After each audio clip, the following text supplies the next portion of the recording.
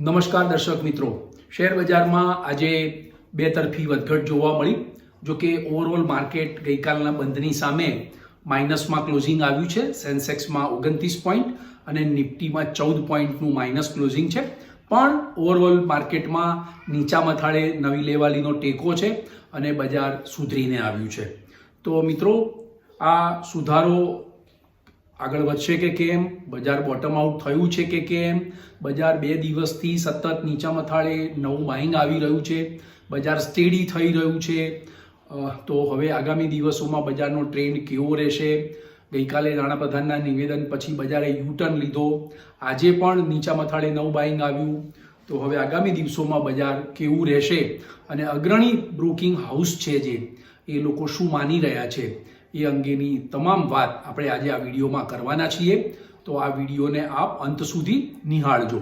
મિત્રો, investing A to Zમાં આપનું સ્વાગત છે. હું ભરત પંચાલ. સૌપ્રથમ જોઈએ આજના બજારની ચાલ. તો મુંબઈ શેર બજારનો સેન્સેક્સ 76,073ના સામાન્ય ઊંચા મથાળે ખુલ્યો.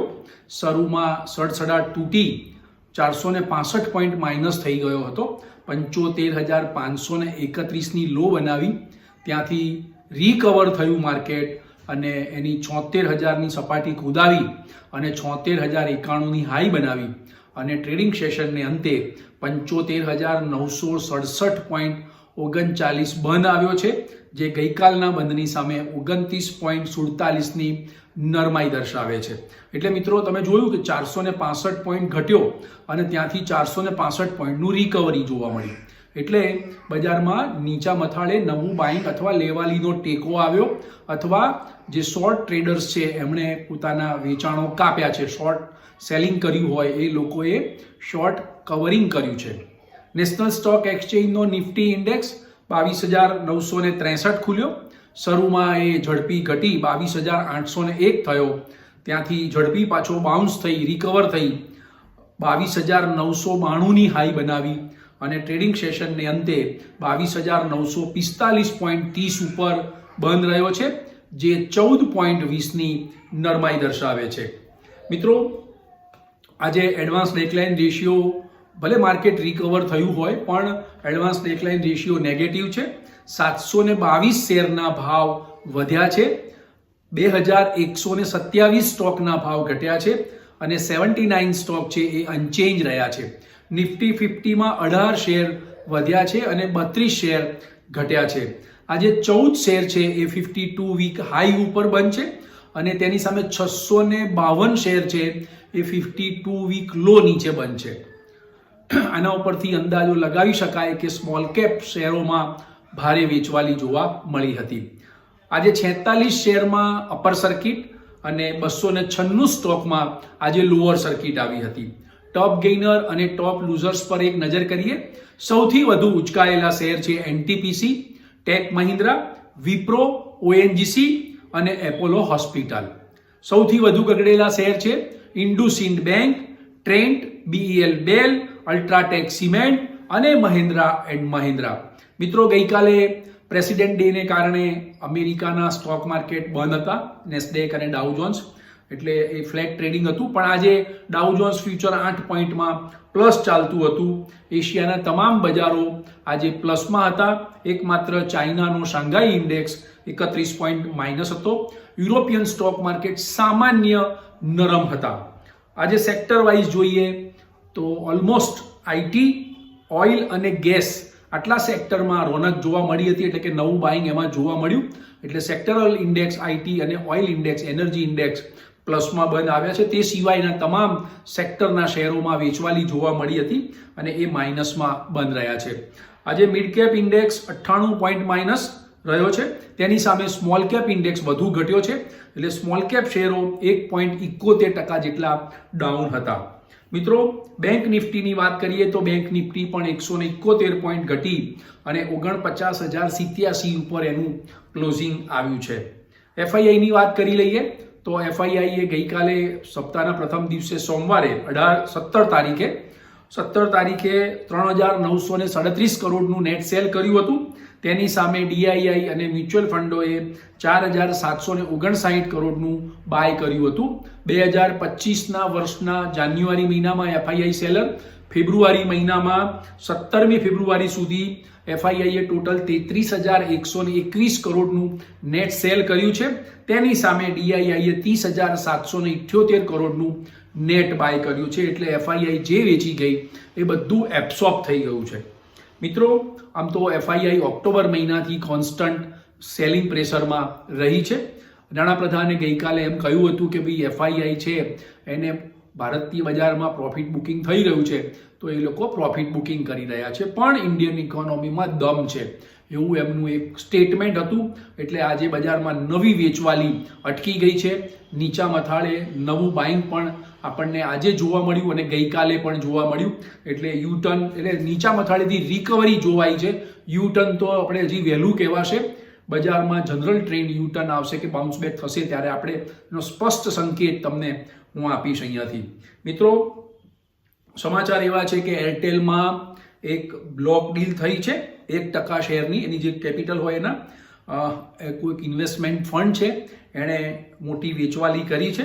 તેની સામે ભારતીય એરટેલ કંપનીએ અને કેટલાક ઇન્વેસ્ટરોએ આ શેર ઉપાડી લીધા છે. 8500 કરોડ રૂપિયાની એટલે કે 5 કરોડ શેરની એરટેલમાં મોટી બ્લોક ડીલ થઈ છે. આ સમાચાર પછી એરટેલમાં 2 તરફી વધઘટ જોવાઈ હતી. મિત્રો, વેદાંતાની ડીમર્જર થવા માટેની લેન્ડર્સ અને શેર હોલ્ડરો સાથેની એક આજે મહત્વની મીટિંગ મળવાની છે. એ મીટિંગમાં જાણવા મળ્યા મુજબ વેલ્યુ અનલોકિંગ માટે કંપની બિઝનેસને 5 હિસ્સામાં વેચી શકે છે અને એ યોજના પર આજે ચર્ચા થવાની શક્યતાઓ જોવાઈ રહી છે. મિત્રો, વડાપ્રધાન નરેન્દ્ર મોદી અને એલન મસ્ક વચ્ચે મોદી જ્યારે અમેરિકાના પ્રવાસે ગયા ત્યારે એલન મસ્ક સાથે મીટિંગ થઈ હતી. ત્યારબાદ આજે ટેસ્લાની કાર આવે છે. ટેસ્લાએ 13 જેટલી જગ્યાની ભરતીઓ માટે એટલે વેકેન્સીની જાહેરાત આપી છે, ભારતમાં જાહેરાત આપી છે. એટલે એનાથી નક્કી થાય છે કે ટેસ્લાની એન્ટ્રી ભારતમાં થવાની છે. ભારતના રોડ રસ્તાઓ ઉપર ટેસ્લાની કાર દોડવાની છે. એટલે આ સમાચાર આવ્યા, વેકેન્સીની જાહેરાત જોઈ. એટલે આજે ઓટોમોબાઈલ સ્ટોક્સ છે એમાં વેચવાલી જોવા મળી હતી. ખાસ કરીને અશોક લેલેન્ડ, મહિન્દ્રા એન્ડ મહિન્દ્રા, ટાટા મોટર એ બધા શેરોમાં આજે વેચવાલીથી ડાઉન ટ્રેન્ડ રહ્યો હતો. મિત્રો, આજે ક્વાર્ટર 3માં એબીબીનું પરિણામ આવ્યું છે. એનો નેટ નફો 56% વધીને આવ્યો છે અને રેવન્યુ પણ 22% વધીને આવી છે. એબીબીનું પરિણામ અનુમાન કરતાં ખૂબ સરસ આવ્યું છે, ખૂબ પ્રોત્સાહક પરિણામ આવ્યું છે. મિત્રો, આજની માહિતી અહીંયા પૂરી થાય છે, પણ આપણે જે વિડીયોની શરૂઆતમાં કેટલાક સવાલ કર્યા હતા તો આજે બીજા દિવસે હવે આગામી દિવસોમાં બજારનો ટ્રેન્ડ કેવો રહેવાનો છે તો મહત્વના ફેક્ટર્સ છે જે બજારની ચાલ ઉપરથી આપણે નક્કી કરી શકીએ કે આજે બીજો દિવસ છે કે લો લેવલેથી આપણને સારી એવી રિકવરી જોવા મળી છે. બીજું, ગઈકાલનો જે લો હતો સેન્સેક્સ અને નિફ્ટીનો એ આજે તૂટ્યો નથી. બીજું મિત્રો, લેવાલીનો ટેકો નીચા મથાળે જોવા મળ્યો છે એટલે બાઉન્સ બેક થયું છે. રિકવર ખાસું એવું ઘટ્યા મથાળેથી થયું. ગઈકાલે પણ મોટો યુટર્ન જોવા મળ્યો હતો. એટલે બજાર અત્યારે હાલ સ્ટેડી ઝોનમાં આવી ગયું છે અને જેને કહેવાય કે બધા વેઇટ એન્ડ વોચ કરી રહ્યા હોય એવી પણ પરિસ્થિતિ છે. રશિયા અને યુક્રેન વચ્ચે યુદ્ધ વિરામ થાય છે કે નહીં તે પણ જોવું રહ્યું. અને અમેરિકાના પ્રેસિડેન્ટ જે ડોનાલ્ડ ટ્રમ્પે ટેરિફ વોર શરૂ કર્યું છે એ ટેરિફ વોરના શું પરિણામ આવે છે આગામી દિવસોમાં અને અમેરિકા એ અંગે શું વિચાર કરે છે. કારણ કે અમેરિકામાં જ આ ટ્રેડ વોર અને ઇન્ફ્લેશન વધવાની ગણતરીએ અંદર વિરોધ શરૂ થઈ ગયો છે. અમેરિકામાં ટ્રમ્પની વિરોધમાં જેને કહેવાય કે દેખાવો પણ શરૂ થયા છે. એટલે એ એક મોટો વિરોધ થયો છે. એટલે આગામી દિવસોમાં શું થાય છે ટ્રમ્પના ટ્રેડ વોરનું તો એ અંગેનું આપણને પરિસ્થિતિ પણ જાણવા મળશે અને કેટલાક ઇન્ફ્લેશનના ડેટા પણ જાહેર થશે. પછી ક્લિયર પિક્ચર આપણને જાણવા મળશે. એટલે હાલ બજાર વેઇટ એન્ડ વોચની સ્થિતિમાં હોય તેવું લાગી રહ્યું છે. પરંતુ મિત્રો, સેન્સેક્સમાં 76,500 અને નિફ્ટીમાં 23,150ના આ બે લેવલ કુદાવે આ બે ઇમ્પોર્ટન્ટ લેવલ છે બજાર માટે. જો એક ઉદાવે તો મજબૂતી આગળ વધશે. 76,500 અને નિફ્ટીમાં 23,150 વેરી મોસ્ટ ઇમ્પોર્ટન્ટ લેવલ. એટલે આ લેવલને તમે ધ્યાનમાં રાખજો. બીજો મિત્રો, આજે હું કેટલોક અભ્યાસ કરી રહ્યો હતો ત્યારે કેટલાક લીડિંગ બ્રોકરેજ હાઉસ છે એમણે small cap, mid cap, IT stock અને બેંક સ્ટોક, આટલા જે સ્ટોક્સ હું બોલ્યો છું, small cap, mid cap, IT અને બેન્કિંગ સ્ટોક્સ બોટમ આઉટ થવાની તૈયારીમાં છે. એમણે એવી વાત રજૂ કરી છે. એમને ટાર્ગેટ પ્રાઇસ કેટલાક સારી કંપનીઓ જે છે એમના સારા પરિણામ આવ્યા છે ક્વાર્ટર 3ના, એના જે ટાર્ગેટ પ્રાઇસ છે એ ઊંચા લઈ ગયા છે. એટલે એ એક પોઝિટિવ ન્યૂઝ છે. હવે આ બધા જ સમાચારો જે આવી રહ્યા છે, એફઆઈઆઈ શું સ્ટેન્ડ લે છે એના ઉપર બજારની ચાલનો આધાર છે. કારણ કે ઓક્ટોબર મહિનાથી એફઆઈઆઈ નેટ સેલર છે, જેથી તેણે બજારનું સેન્ટિમેન્ટ બગાડ્યું છે. એટલે હજી પણ એફઆઈઆઈની વેચવાલી કોન્સ્ટન્ટલી ચાલુ છે. એફઆઈઆઈ ક્યારે વેચવાનું બંધ કરશે એ તો આપણે જાણતા નથી, પણ બજારનો ટ્રેન્ડ આપણને જાણવા મળશે. અત્યાર સુધીમાં લગભગ ઊંચા મથાળેથી સેન્સેક્સ અને નિફ્ટીમાં અંદાજે 12% જેટલું કરેક્શન આવી ગયું છે.